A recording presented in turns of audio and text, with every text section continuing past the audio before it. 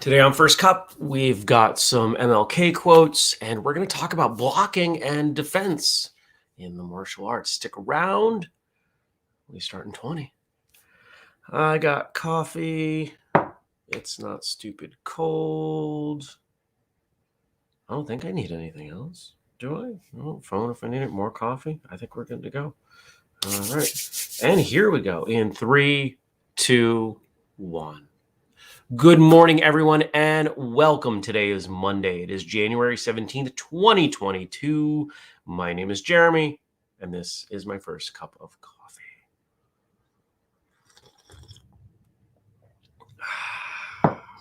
Good morning to all of you, whether you are watching live or later or even listening. I appreciate you joining me here on First Cup. Good morning, Denise. And I want to hear about your weekend, because I'm going to talk about my weekend, and it ended off on a poor note. So I would like to celebrate some things, some highlights. I had some highlights early in the weekend before we get into the less pleasant day that was yesterday. Good morning, Jenny. Oh, and it is Monday, and I'm sure we have an episode out. Whose episode is out today? Episodes of Martial Arts Radio every Monday and Thursday, available in your podcast feed or on YouTube. I always check YouTube because it's the most convenient thing for me to check. Today is with Mr. Stephen Watson, who has, I think he's popped up on this show as in the audience once or twice. He has relationship to Tommy, who's often in the chat here. And I had a fun conversation with this guy. I think you are going to really enjoy this episode. I often have the opportunity to meet people before I get to talk to them. And how do I say this about Stephen?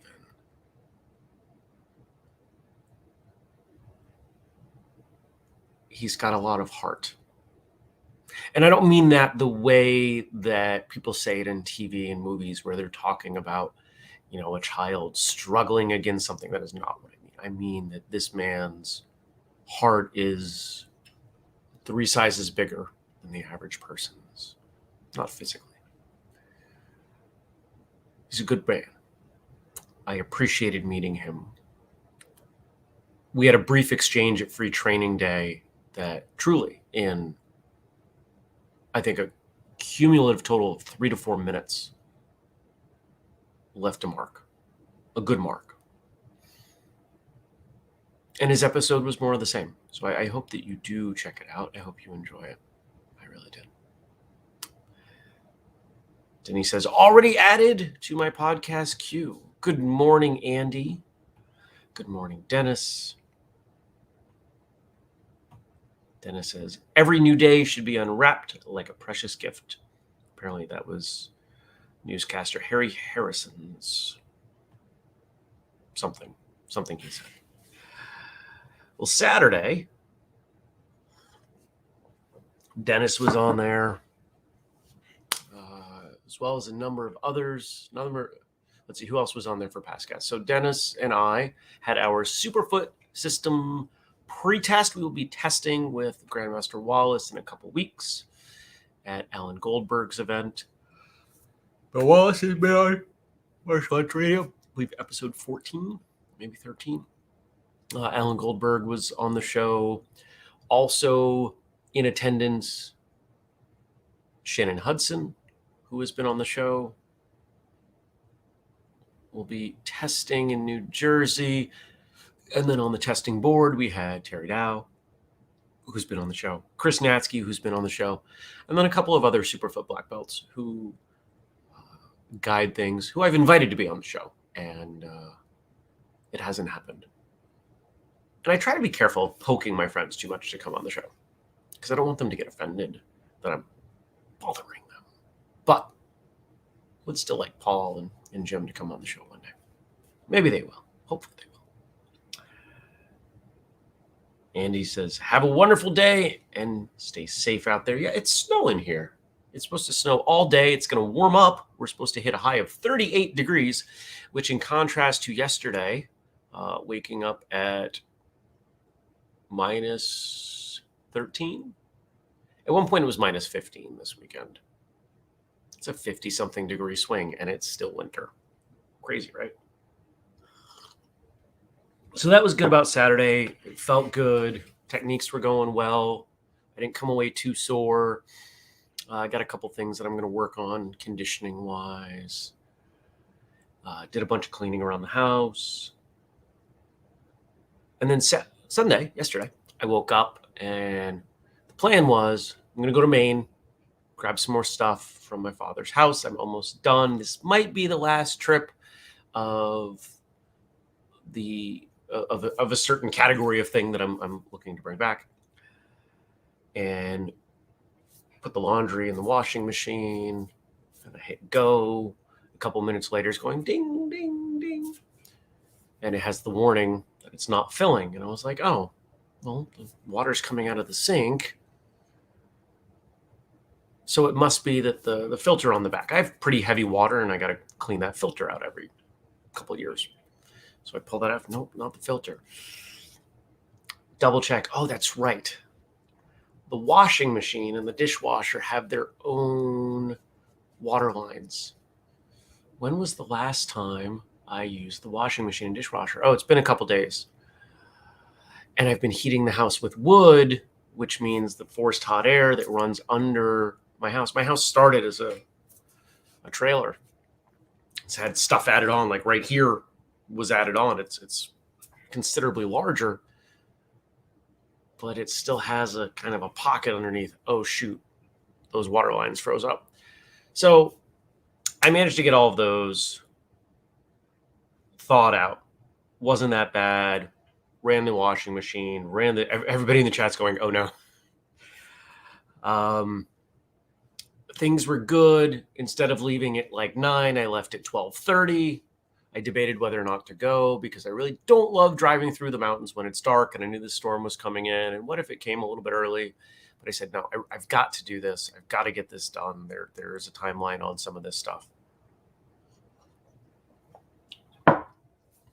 And go to Maine, do the things I got to do. Everything was fine. Drive back, get home. What's one of the first things you do? You use the bathroom, right? Go to wash my hands. Water's not working. Now, to flesh out this story, my bathroom sink is right here. Through a very thin wall is my hot water heater. For that run to be frozen, I knew something very bad had happened. Because I don't have a basement, my hot water heater and my compression tank are accessible from the outside. So I put on a coat because it's still, it's 15 degrees. Grab a screwdriver because that's how you get into that closet, and walk outside, and the door was open. It's a tricky lock, and I wasn't tricky enough. So for 8 hours, that door had been sitting open in single, no more than 10 degree weather. Everything was froze up. Good morning, Joe. Good morning, Mark. Well, to fast forward a little bit, I cranked the heat. I did everything I needed to do. There's a little hole that goes into that area from the home.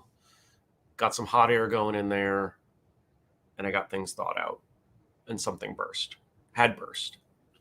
I'm not quite sure what it was. It wasn't a ton of water, but everything is off. I have no water. Now, fortunately, and this is where, once in a while this comes up, and I'm still not sure if we're going to step into this. The idea of, because it's such a loaded subject, the idea of basic preparedness through the lens of martial arts. I've got water stored up. I've got 30 gallons, 40 gallons of water just on hand at any given time. So I'll be fine.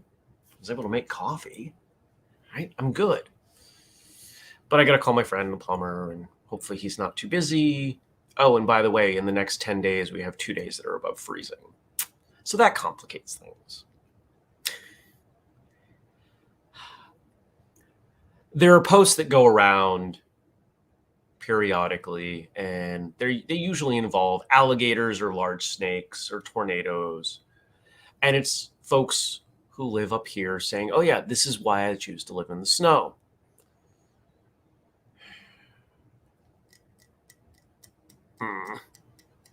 But really, it just makes me want a basement. Good morning, Hollis. Who is in jail?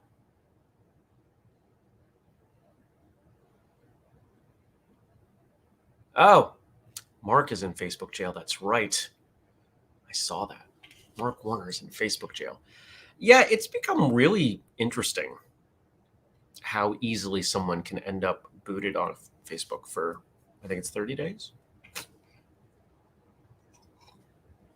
But really, the end result is this just makes me want a basement. And if I had a basement, this wouldn't have been an issue, or at least it would have been a different kind of issue. Much easier to work on in cold weather. And I didn't sleep well. It wasn't until 11:30 that I had everything unthawed. I had everything thawed and the water mopped up. So I didn't sleep well. And I drank way too much caffeine on my drive. I had a latte and like 2 more drinks and, my normal amount of coffee. See, Denise, all the things that you miss by not being on Facebook. Well, that was this weekend. It is Martin Luther King Jr. Day. I've got a reduced day. Sounds like reduced sentence. No. I have a little bit less work. I've got at least a couple of meetings that have been pushed to tomorrow. Tomorrow is not a recording day, so fortunately I had space.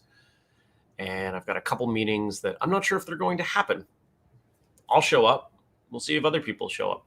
But I've got plenty to do, and depending on what goes on with the plumber, I may have to move some things around. What else? We've added another date recently to the tour.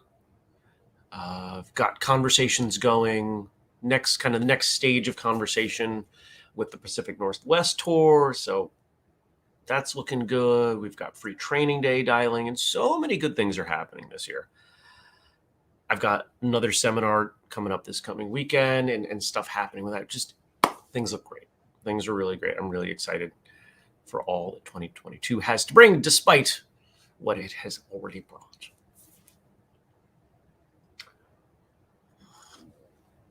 No one has told me what you did this weekend. I really want to know. What did you do this weekend, Tim? Give me good things that happened this weekend. Help me dilute out the end of my weekend. Anything else happening today?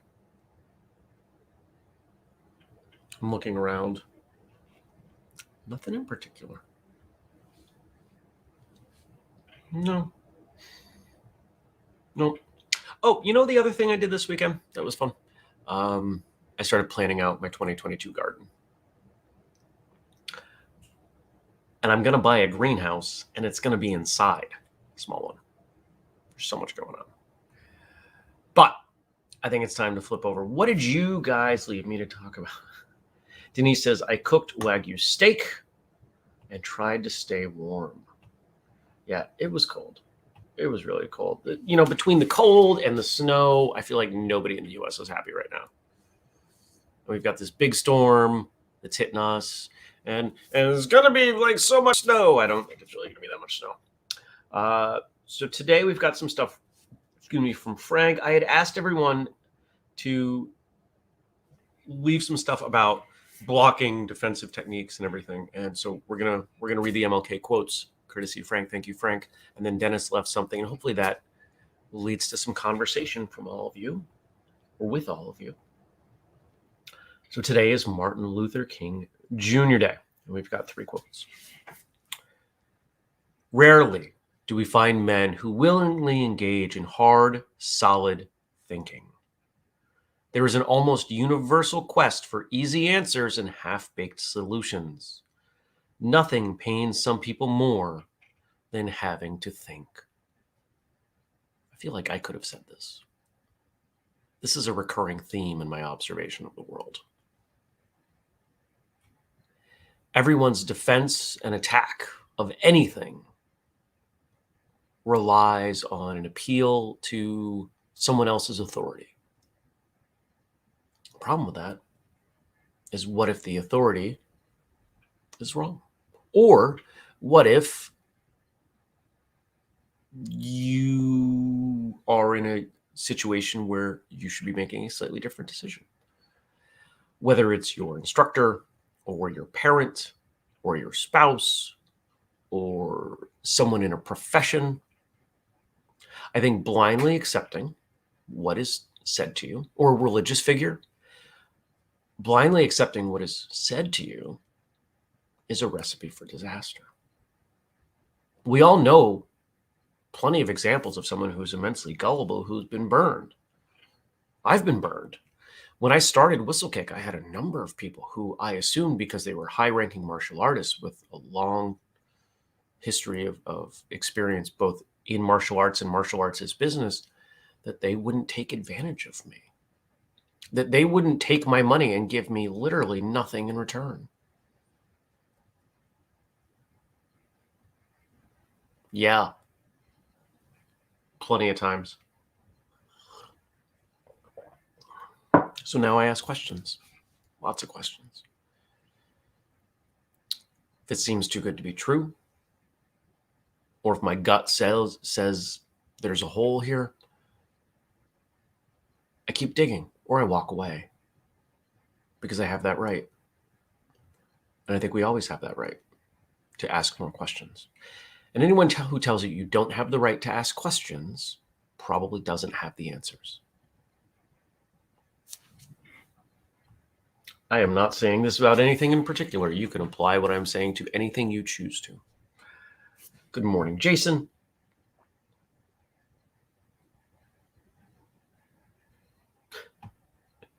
Jenny says, coming back to what do people do this weekend? I put up the plastic over my patio door. LOL, that's about as exciting as my weekend got. Dennis says, you know what I did on Saturday? He was on the Superfoot test with me. Strength training on Sunday, plus a 30-minute walk, plus a run. Ooh, somebody is getting ready for Atlantic City.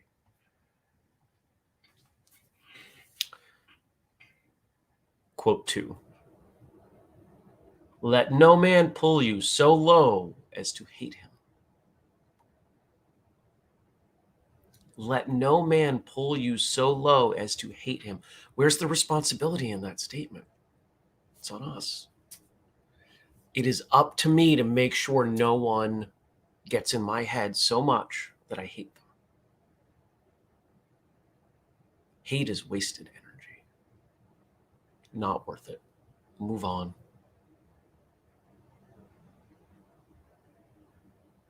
Don't let people live rent-free in your head. I've been saying that myself a lot lately. There are people who are living rent-free in my head, and I am working to evict them.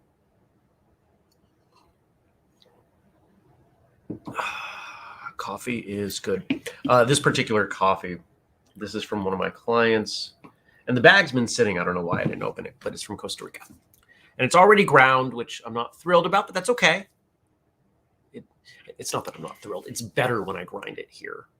Pre-ground coffee is not quite as good, but it's still super good. I made it a little strong yesterday. I forgot this was a stronger coffee, and I think yesterday was the first day with it, and I was like, but cut a half tablespoon off. This stuff's pretty solid. Tasty coffee. We live in a time where hate is seen as a virtue by some. And I think that that is a very dangerous attitude. Voicing your hatred, displaying your hatred, celebrating others' hatred. It's bizarre. It's pointless. It's wasteful. It won't get us anywhere. How does that fix anything? Show me a situation where you've approached someone with anger and violence and you've come out of it with a better chance of agreement, consensus, unity, etc. It doesn't happen. As martial artists, we know that when you push on someone, they will push back. When you attack someone, they will defend themselves, whether it is physical, whether it is words. Our innate instinct is to protect what we have. And for a lot of us in modern society, our words, our thoughts, our beliefs are a huge portion of what we have. They're very important to us. And I'm not saying that they shouldn't be. But to hold so tightly to them as to believe that all other beliefs are wrong and to discredit the people who have them will never improve the situation. Number 3. And last but not least, okay. Those were the 2 quotes. And Frank has a question about defense. I read it wrong. My apologies, Frank. Because on Friday, I asked you to give me those. So we have defense quotes, questions, things from Frank and Dennis. Jason says, trust but verify is what we say in that regard. Yeah. For me, it's not even, it's not a question of trust. It's a question of opportunity. Everyone has the opportunity, as I see it, to express themselves. I have the opportunity to choose whether or not to listen to them. And I think, given the way the world is right now, so many people have put up walls to create echo chambers so that they only hear things that mirror their own beliefs. And I'm watching this on a wide variety of subjects, including some within the martial arts. And I'm not going to say what they are because that kind of makes it easy to connect dots to who I'm talking about and where I'm seeing them say these things. But I am disappointed with some people who I think really should know better than to be so absolute in their beliefs.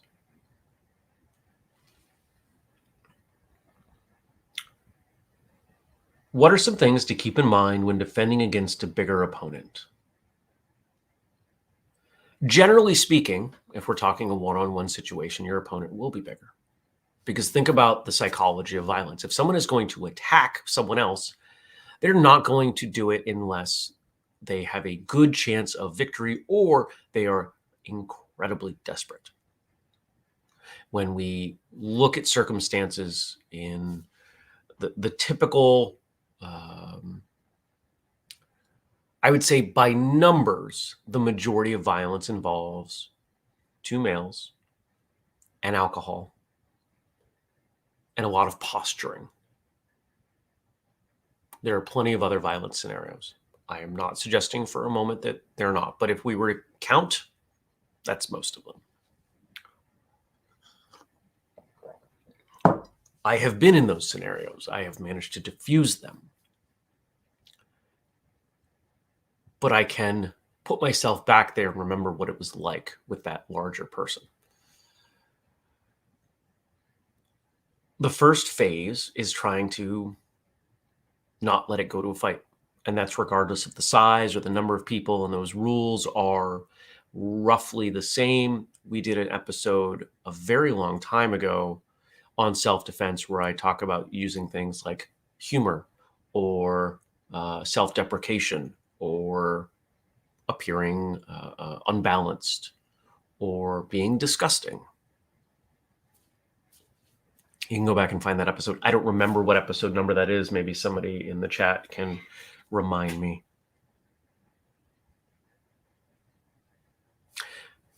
Coming back to this last thing, I like how Denise has phrased this.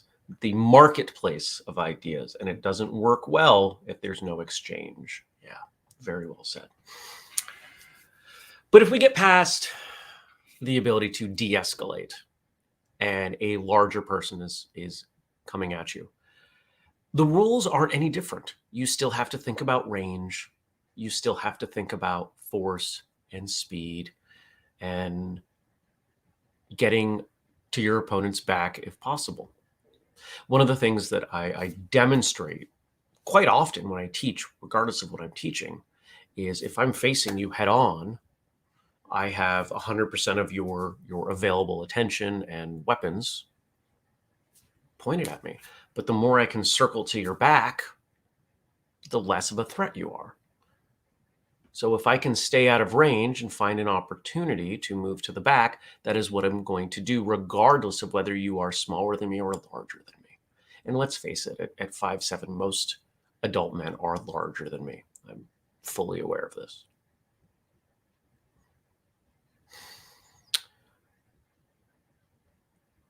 I think the big, if we remove range and considering range specifically, there is no difference. The real difference is range. Try to hit them without them hitting you. That's it. Next.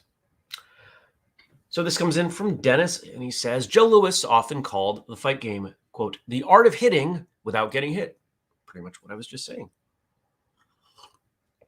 Drawing from Western boxing, he preferred movement, head movement, and repositioning, something Dennis does phenomenally well, over blocking for defense, as movement enables the fighter to keep both hands available for counter-striking.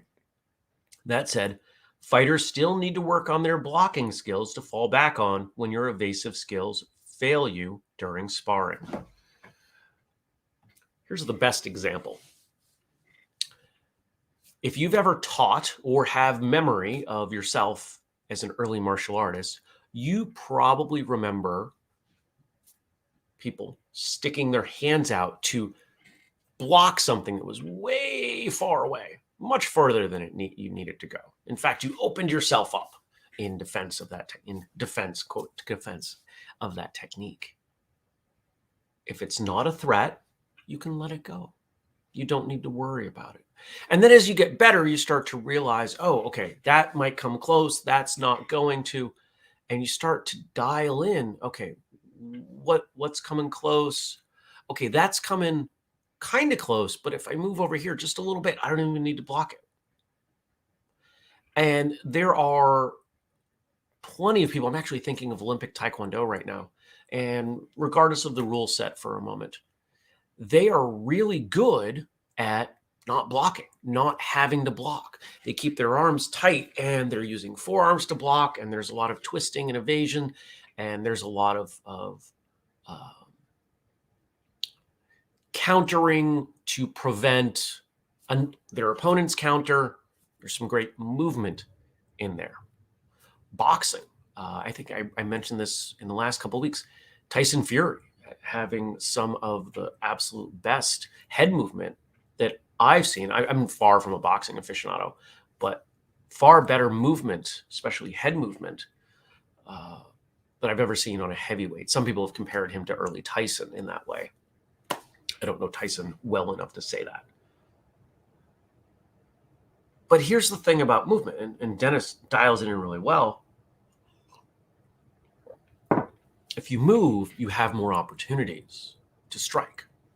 If you punch me straight down the line and I block, one, I'm open. Two, I've had my hand in front of my face for at least a split second. My attention is here. It's not a great combination. But if I can move and I can bring my hand up and still cover my body, I am, as most people would define it, in a safer position. At least in a kickboxing, a hands and feet scenario. There are a lot of great drills for movement.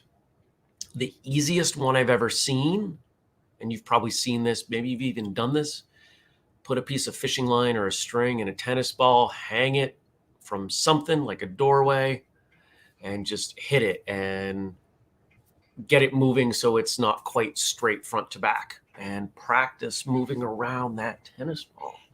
It's a wonderful drill. It's one I've spent very little time on, but if I was going to prioritize training head movement, that's the first thing I would do. Because you can't just worry about it coming this way. You've got to worry about it when it's there. And that starts to build an awareness beyond, just straight in front of you. You've got to know where things are. It's important. Or you get hit. Nobody wants to get hit. All right. Don't get hit. Go check out Stephen Watson's episode. Let me know what you think. He will likely be in the Facebook group, Whistlekick Martial Arts Radio behind the scenes, commenting, maybe answering questions. I hope if you have the opportunity, you'll pop in there. You'll ask a question or two. He's a great guy. Likes to talk. And he has good things to say.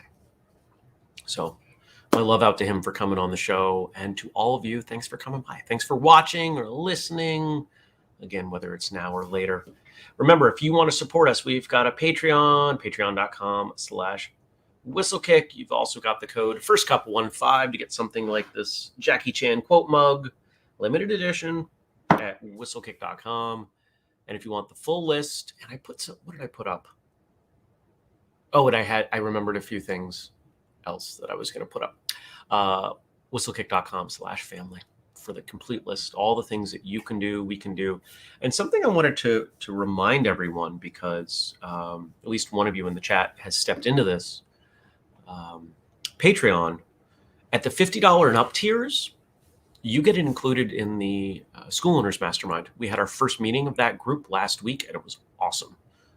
There was notes, fast and furious, like things cranked.